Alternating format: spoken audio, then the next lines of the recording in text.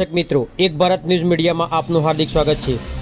શ્રાવણ માસનો મહિમા અપરંપાર હોય છે।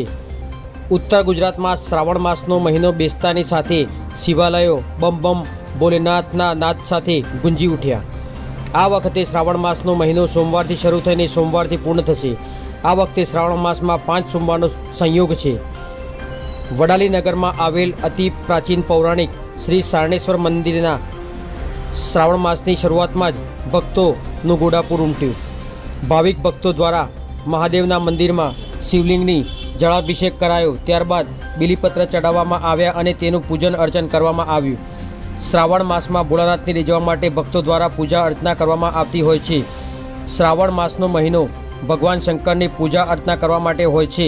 ભક્તો દ્વારા શિવલિંગની પૂજા અર્ચના કરવામાં આવે છે। પત્રકાર વિશાલ ચૌહાણ, સાબરકાંઠા।